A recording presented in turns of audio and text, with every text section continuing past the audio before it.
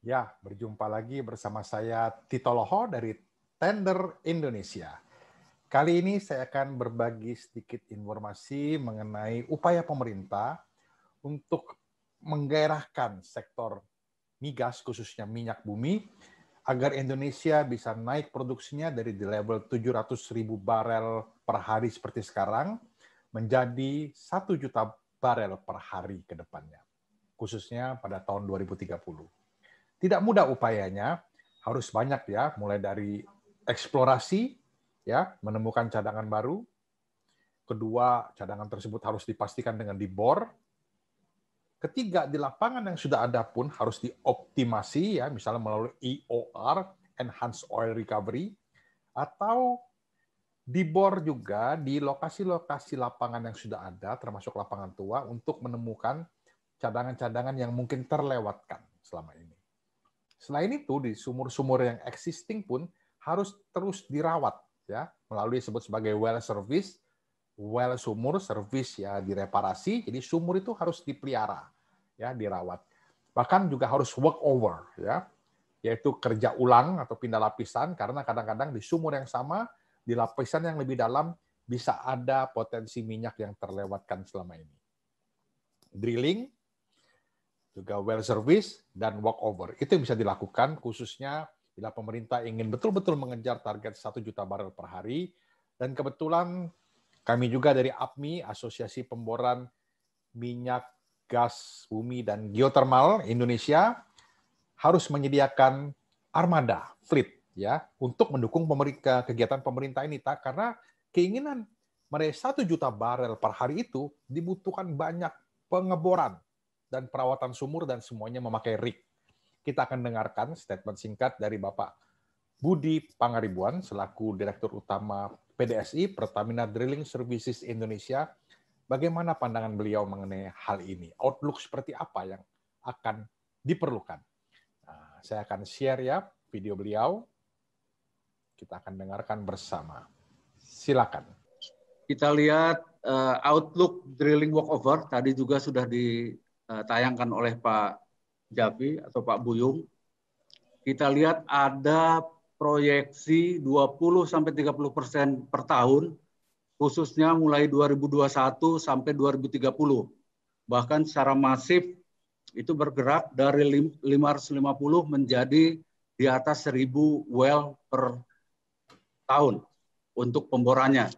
Demikian juga untuk workover dan well service tentunya. Next, di dalam operasi pemboran, kata kuncinya adalah kolaborasi antara K3S, drilling rig contractors, dan drilling support services, serta material suppliers, dan itu betul-betul menjadi kunci. Kalau drilling rig di Indonesia, kita lihat bahwa anggota APMI itu di tahun 2019 terdaftar sekitar 100 drilling rig contractors dan total number of rigs 349, baik offshore ataupun onshore. Ini tidak hanya untuk drilling ya, tapi drilling dan workover serta well services. Kita lihat bahwa distribusinya mostly ada di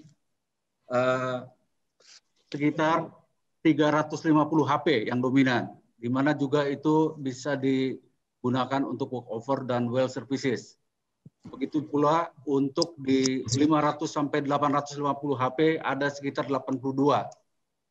Kita lihat untuk di offshore ada sekitar 20 rigs. Jack up-nya sekitar 12, semi sub 3, dan swam bars-nya ada 5. Jadi kapasitas APMI ada 349 rig. Khusus untuk drilling, kira-kira ada 140 rig onshore dan 20 rig offshore.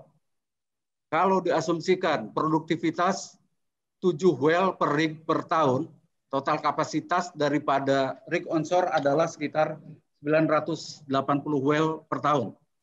Untuk offshore, 20 rig bisa menghasilkan kapasitas sekitar 240 well per tahun. Artinya, pada dasarnya kita siap untuk melakukan pemboran lebih dari 1.100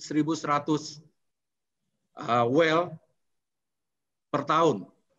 Nah, itu tadi kita dengarkan ya. Jadi ada kolaborasi dan juga bahkan sampai ada kenaikan jumlah sumur yang perlu dibor dari level sekarang menjadi level sampai dengan 1.000 sumur per tahun. Itu kerja yang luar biasa karena rig harus disiapkan, SDM harus disiapkan, peralatan harus disiapkan, dan tidak hanya rig tapi juga perlengkapan lainnya, pompa, engine, spare part, mata bor, sampai dengan mobilisasi melibatkan truk-truk besar, apalagi kalau kita bicara mobilisasi rig-rig tersebut ke wilayah Indonesia Timur, terlebih lagi kita harus menyiapkan rig-rig offshore. Maka ini gawe besar yang harus didukung oleh semua pihak, dan ini merupakan milestone yang akan menggairahkan lagi industri penunjang migas ke depan.